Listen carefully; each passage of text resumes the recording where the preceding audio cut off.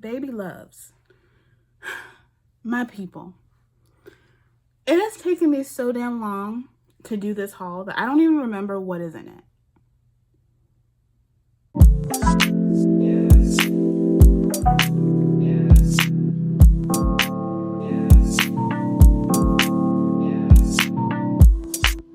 What's up, y'all? Welcome back to my channel.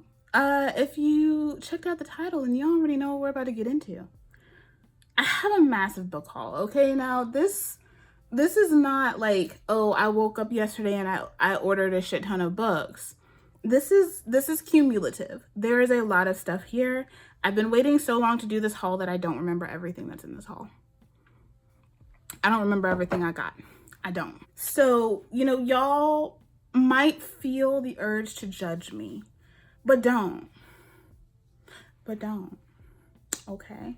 Actually, like, pulling these out, a lot of these are reads that are going to be on like my spooky season TBR, things that I plan on focusing on soon. So I think that even though this is a massive pile of books, I think I'm going to get through them. So if you're interested in seeing all of the books that I have been picking up lately, just keep on watching. These are all from various places. I have a couple from Amazon, a couple from Target, and a lot of them are from Book Outlet. Look, they be having the good, okay? So I had to go ahead and stock up on things that I've been wanting. I'm just going to pick up what's in front of me, and we're just going to keep going from there. The first two I have are from Olivia Dade.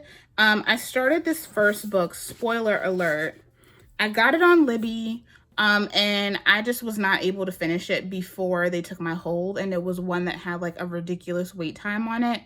And so I saw this on sale for like $4.99, and I was like, I'm going to get that. This is I think it's kind of like Game of Thrones fandom inspired. It is about an actor who is part of a fantasy series that is, I think he's like on his way out, like they just wrapped up the show, and the FNC is the head of his fan club, but he does not know.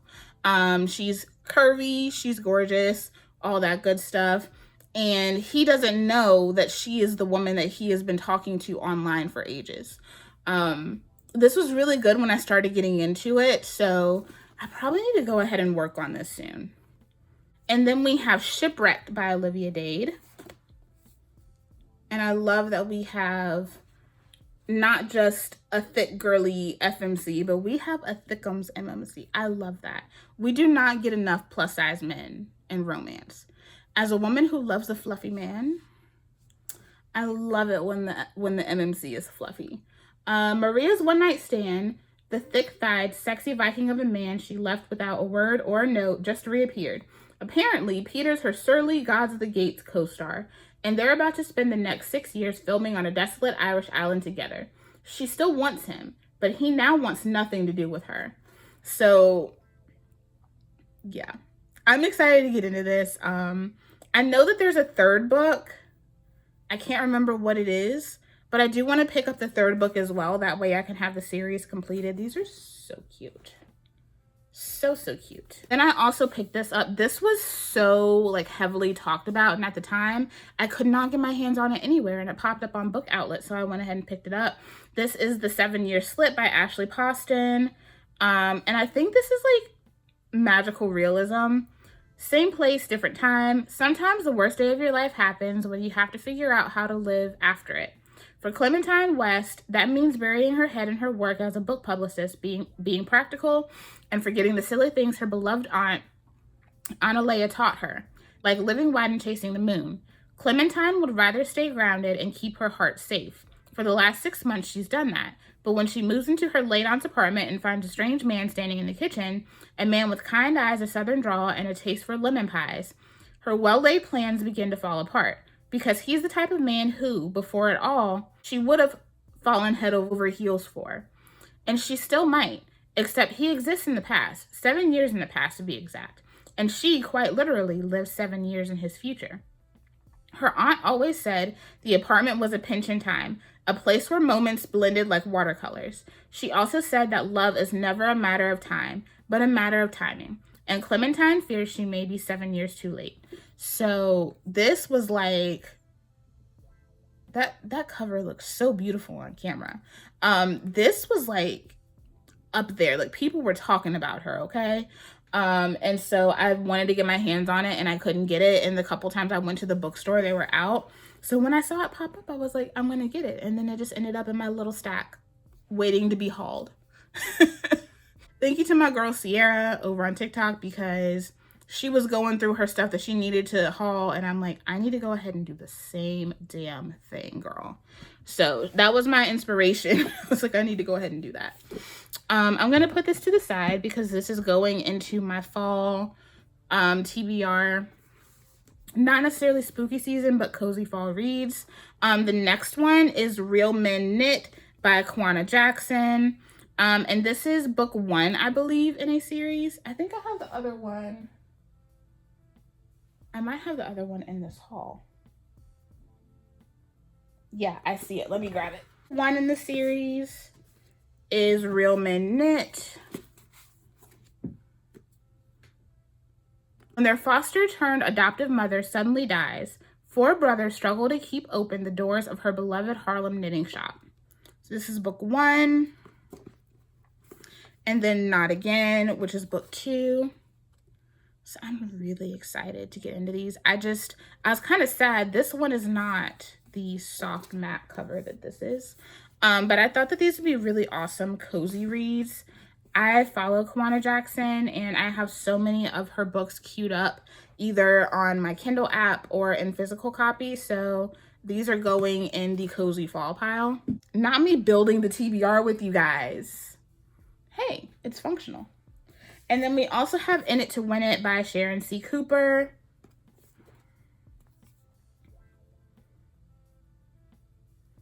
Two entrepreneurs compete for a property but secure the biggest win of all, each other, in this second chance romantic comedy by USA Today bestselling author Sharon C. Cooper.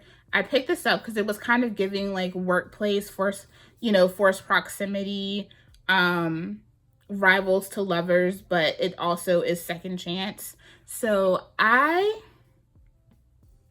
definitely wanted to read this. It's one that's always out at my library as well.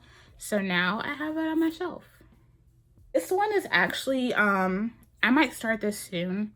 She is heavier than she looks. This is part of one of the books I've chosen for my diversity baseline challenge. I've gotten through a few books on my diversity baseline challenge, but not enough. This is A Broken Blade by Melissa Blair. This is book 1 in the Halfling saga. Look at that cover, y'all. I believe there's 3 books in total. Kira is a killer. As the king's blade, she is the most talented spy in the kingdom and the king's favorite assassin. When a mysterious figure moves against the crown, Kira is called upon to hunt down the so-called shadow. She tracks her target into the magical lands of the Fae, but Faeland is not what it seems, and neither is the shadow. Kira is shocked by what she learns, and can't help but wonder who her true enemy is. The king that destroyed her people, or the shadow that threatens the peace. As she searches for answers, Kira is haunted by a promise she made long ago, one that will test her in every way. To keep her word, Kira must not only save herself, but an entire kingdom. Y'all, this sounds so good. I've heard so many wonderful things about this, and I believe that Melissa Blair is an Indigenous author. So this is another one that I am excited to get into. I'm going to put this in a pile over here because this is going in my diversity baseline challenge pile. I wanted to continue working on this series, so I got all the books that I could. I think there's another one that like recently came out. I have the first 2 on my shelf. I've read the first one, have not read the second one yet. Ice Planet Barbarians, y'all. We got the bloomin'. We got the bloomin'. I picked up the next 4 in the series. I don't know if this is the correct order. I really don't. I have Barbarian Lover, Barbarian's Prize, bent pages, Barbarian's Mate, and Barbarian Mine. And these are all the special edition covers. There's like 26 books in this series. I don't know if all of them will get special edition covers, but I did want to continue on. This is like it's a good time, you know, like it's just a good time. And I do enjoy a lot of alien romance. I've been reading more of it, so wanted to continue on. And there were like certain characters that I wanted to know their stories. So hyped to finish those up. I feel like that might be a good reading vlog. Vlogging, doing like a series on finishing up Ice Planet Barbarians. If that's something that y'all would like, let me know. And then we have some more like super popular romance. The first one I have is Forget Me Not by Julie Soto. I heard so many great things about this one, and I also just could not get over the cover.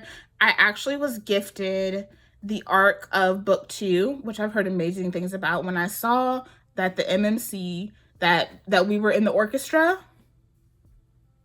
y'all, I was sold, okay? Because if you don't know, I have been a violinist since I was 5 years old. Yeah, it's weird to say. I've been playing the violin for like 25 years. That's wild. But the orchestra kids be we're freaks. And I'm so happy that we are getting the representation that we deserve, because not only are we talented with the strings, we're talented with other things, okay? But anyway, this is book 1. I believe she owns like a wedding planner or something. A wedding planner and her grumpy ex must work together to plan a celebrity event in this deliciously spicy and funny novel from fanfic sensation Julie Soto. Heard amazing things about this. And I mean, his name is Elliot Bloom.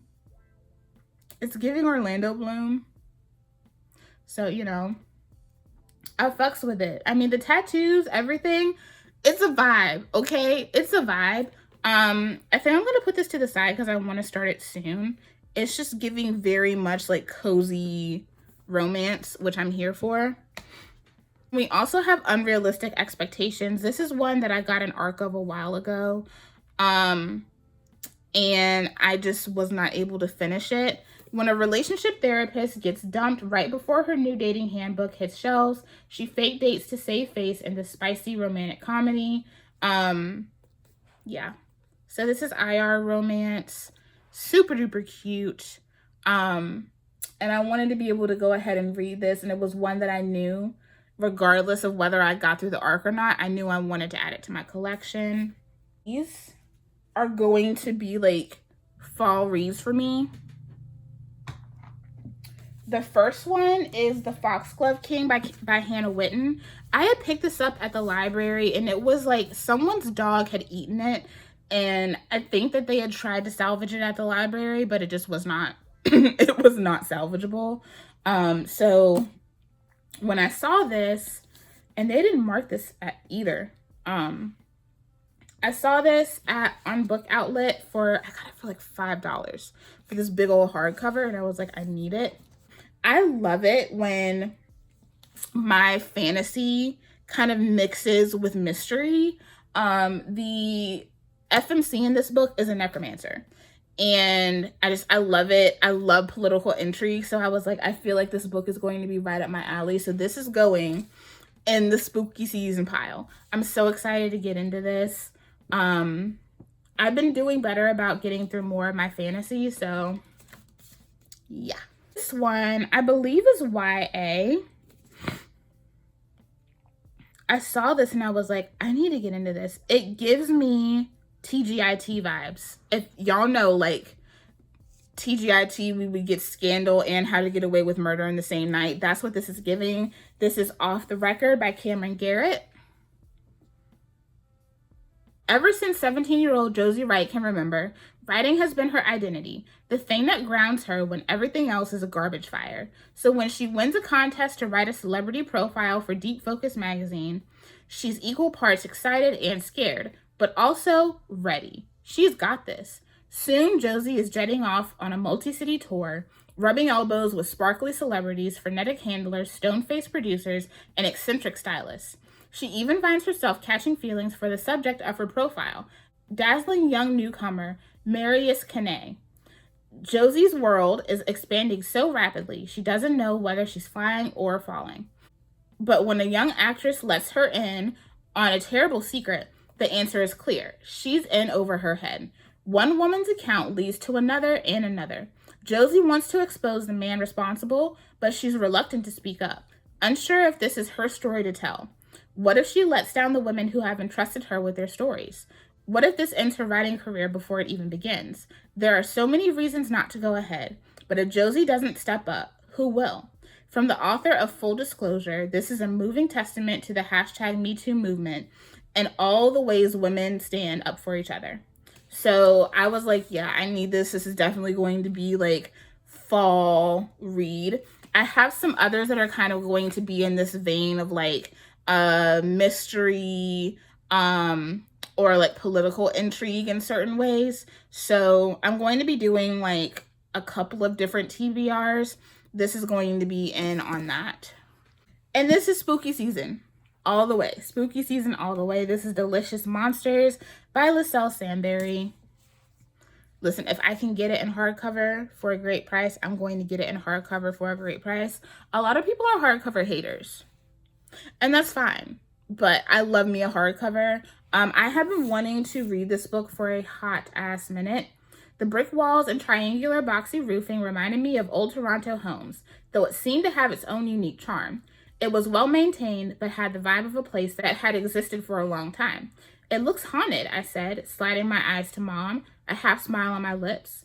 A self-indulgent joke, though I suddenly realized that I couldn't see any dead. Usually they would enjoy something like this old, unoccupied house. I noticed Mom hadn't responded and turned to her. She was staring at the house. It almost looked like she had the beginnings of tears in her eyes. "We're going to make it work," she said. "We are, aren't we?" Something curled in the pit of my stomach, and I refused to acknowledge it as fear. I couldn't mess this up, not after everything. So this is like a haunted house thriller slash horror. Lascelles Sandberry is a phenomenal author, and I am going to be making sure I get through the last book in the Blood Like Magic series. So this is also going to be right up there with her. Yeah, so many of these are perfect fall reads. We have A Demon's Guide to Wooing a Witch. This is by Sarah Hawley. Another one that I received an ARC of, but just was not able to get to it. This is just so cute. I think this is like book 2 in the series. There's another one before it, and then there's another one that recently came out, so I do want to catch up on all of them. So this is definitely going to be like cozy spooky season reads. And then these two are both YA. They are from Ceresia Glass. The first one is The Love Con. All's fair in love and cosplay. I thought this was so freaking cute. And I feel like these are also going to be really cozy for like fall and winter. And then Game On by Ceresia Glass. When an unexpected player or two enters her life, a gamer must decide if their relationship is worth leveling up.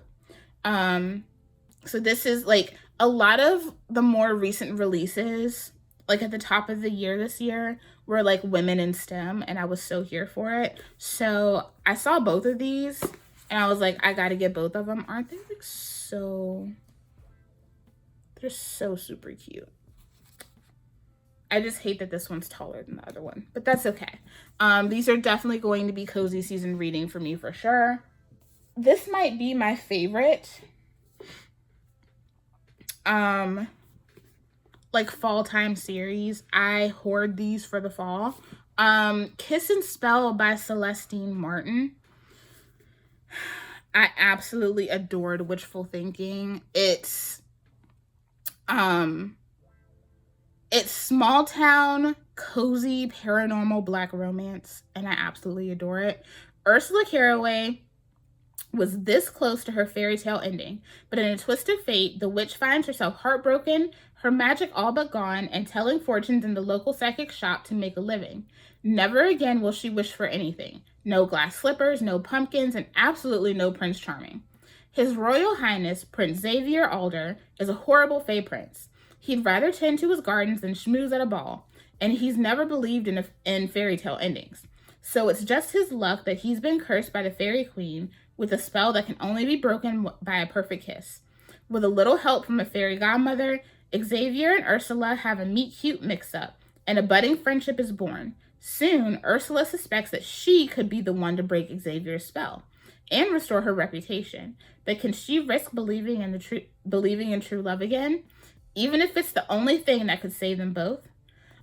Ursula was a terror in book 1. Like, there were so many times where I wanted to be like, bitch, see me. So I was so excited that book 2 was going to be about her. I love the Caraway girls. Like, they are just everything. This is very much Black folks meet Gilmore Girls and add magic to it. It's so good. It's so whimsical, but it's cozy. And we get all of those like really perfect familial, like comforting familial aspects about these characters too. So yeah, it's awesome. I just noticed, look at his cute little pointed ears. Let me stop. It takes nothing for me to just be sold.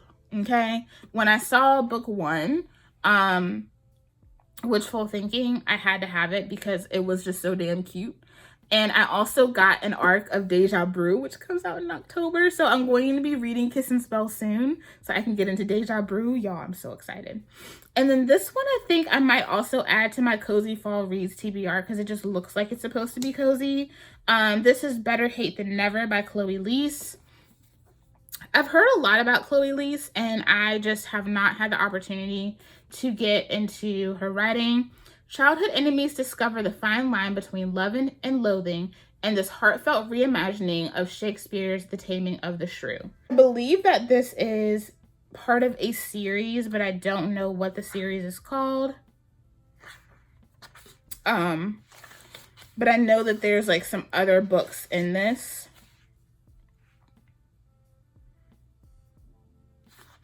There we go. It's the Wilmot Sisters series. The first book is Two Wrongs Make a Right. I think I might have that. I might have gotten that through NetGalley and didn't read it. I might have to check and see. But this is just giving cozy fall vibes. It's definitely giving cozy fall vibes.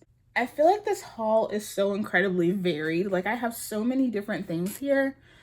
I do read more than romance, y'all.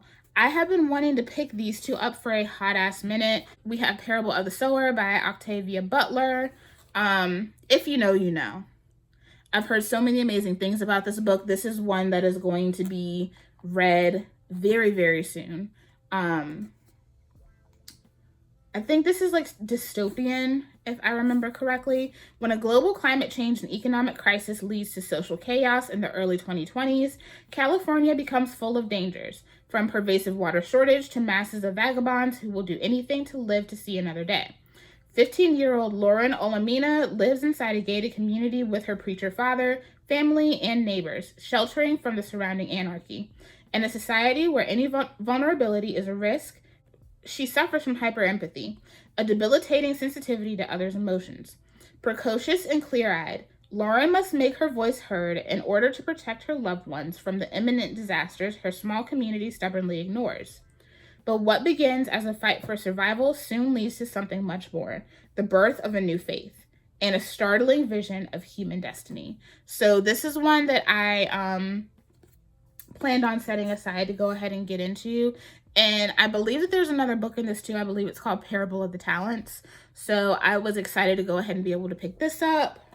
And then we also have, this is another one that's going to be read this month. This is Yellow Wife by Sadika Johnson.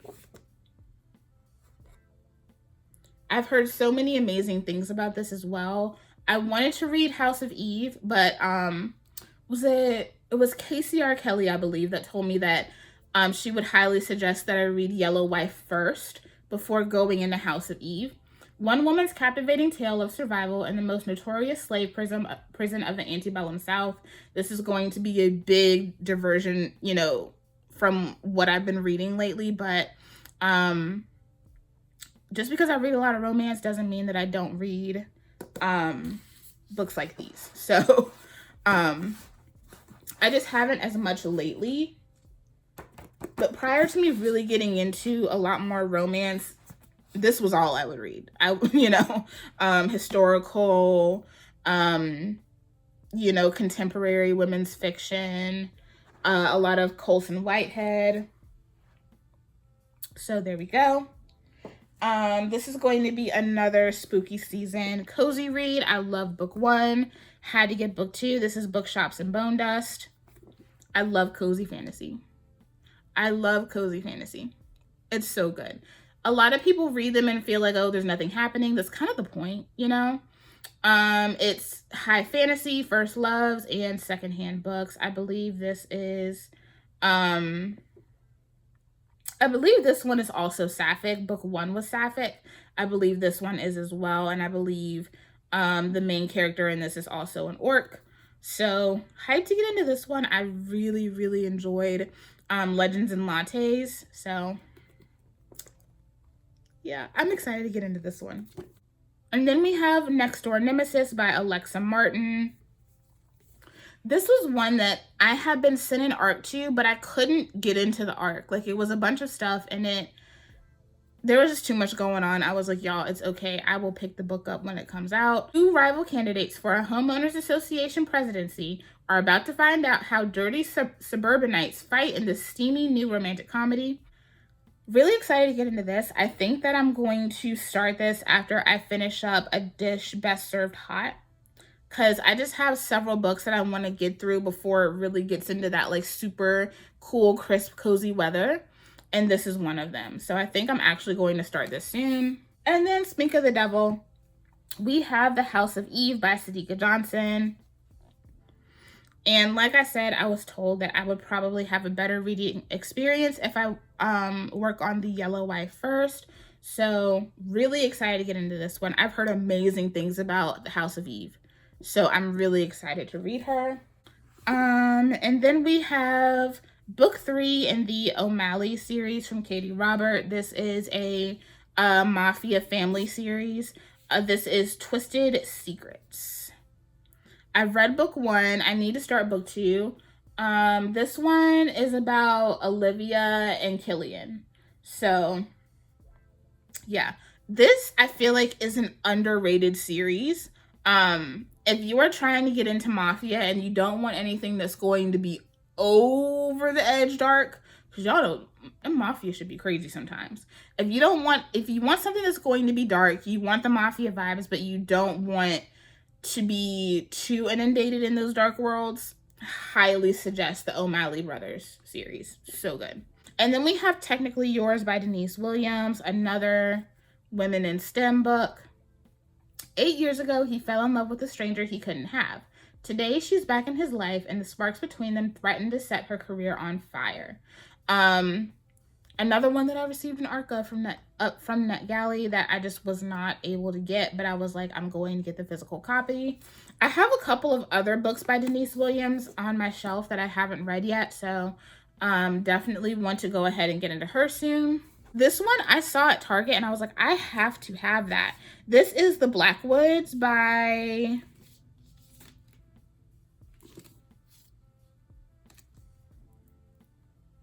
All right, this is The Blackwoods by Brandy Colbert. And this is historical YA. Blossom Blackwood burst onto the silver screen in 1962, becoming one of the most celebrated actors of her time, and the matriarch of Hollywood's most famous Black family. To her great-granddaughters, Hollis and Ardith, she has always just been BB, and when she passes away, it changes everything. Hollis Blackwood was never interested in fame, but she's surrounded by it, at home with her family and at the elite Dupree Academy. When private photos of Hollis are leaked in the wake of Blossom's death, she is thrust into the spotlight and finds that trust may be a luxury even she can't afford. Ardith Blackwood has always lived in the public eye. A television star since childhood, she was closer with Blossom than anyone, especially after her mother died from a drug overdose. Ardith has long worked to be everything her family, her church, and the media want her to be. But as a family secret comes to light and pressure begins to mount, she wonders what is left beneath the face she shows the world. Weaving together the narratives of Hollis, Ardith, and Blossom, Brandy Colbert tells an unforgettable story set in an America where everything is personal and nothing is private. I love this. It's giving multi-generational, it's giving historical. We're getting the lives of 3 different women, and I'm so excited by it. I haven't really heard anyone talk about this, but I had to get into it. And the cover, it's so beautiful. This definitely feels like it's going to be a really great fall read. Sing Me to Sleep by Gabby Burton. I know she's changed the covers. I have the OG cover. It's about a siren. The horrifying truth. I'm as drawn to water as men are to me. When I'm near it, it speaks to me, urges me to act, kill. The call of the water is as fierce as it is deadly. My own personal siren song. I can't wait to get into this. This is going to be one of the books that I try to finish this September. And then we also have The Neighbor Favor by Christina Forrest. I've been wanting to get in this for a while, so I went ahead and picked it up off of Book Outlet. This is about a bookworm who ends up getting a date with one of her favorite authors, but he doesn't know that he's been corresponding with her for ages. I'm excited to get into this. Book 3, I believe I was approved for the arc of book 3, so I need to get through book 1 and book 2. And then last but not least, we have some more hardcover titles. On Rotation by Charlene Obuobi. This is another really fun women's fiction title. And this dazzling debut novel, Charlene Obuobi explores that time in your life when you must decide what you want, how to get it, and who you are, all while navigating love, friendship, and the realization that the path you're traveling is going to be a bumpy ride. I've heard really great things about this, so I wanted to go ahead and pick it up. It's another one that's always checked out at my library, so I wanted to just have it. Then I picked this up because I wanted to finish it at my leisure. I got like 50% of the way through this last year and had to return it. This is the Love Songs of W.E.B. Du Bois. Y'all, so good, but she is thick. I would like to finish this year, so I'm definitely going to be picking up where I left off, and I think I'm just going to challenge myself to read so much of it a day and see if I can get through it. But it's a brick. I could beat someone up with this book. Really great if you love historical fiction, if you love things that give very much like anthology throughout different periods of time. It's really good. Then we have Heart of the Sun Warrior by Sue Lynn Tan, another one that I had gotten halfway through, had to return, and have not been able to get my hands back on it. I love Daughter of the Moon Goddess, and I really thoroughly enjoyed this. I got exactly halfway through it. I made sure I saved my place. So I just went ahead and picked this up so I could add it to my shelf. I need to get book 1 because I read book 1 from the library. I need to get that to add to my shelf. But this is just so whimsical. It's great. It also has like a little bit of a love triangle in there. It's so good. One of my favorite fantasy reads just lately in general. Next up, I had been seeing this series a lot, but couldn't figure out what book 1 was. So when I found it, I was like, let me read this because the other books in the series sounded interesting. This is Dial A for Aunties by Jessie Q. Sutanto. I don't see many people talking about it, but it sounds cute. What happens when you mix one accidental murder with 2,000 wedding guests and then toss in a possible curse on 3 generations of an immigrant Chinese Indonesian family? You get 4 meddling Asian aunties coming to the rescue. So I think that this is going to be a really fun, like, cutesy mystery. I love a good, like, cozy mystery. So this is going to be fun. And I have the feeling that I am going to be, like, cackling a lot with this book. So that's Dial A for Aunties. Okay, y'all, that is it for this haul. I need to put all this shit on my shelves. I do have like a little like shelving system over here, so I know y'all are probably like, bitch, where are you gonna put all that? I promise I have room. But yeah, I'm so happy that I finally sat down and got this haul done. You guys let me know if you see any books in here that you want reading vlogs on, that you want me to do reviews on and talk about more, whatever y'all are thinking, I'm down for it. I'm loving just being able to be in my little bookish bag over here. It's been a vibe. So yeah, I hope y'all made it through this video, maybe saw some things you want to pick up too. Thank you guys so much for tuning in again, and I will see y'all in the next one.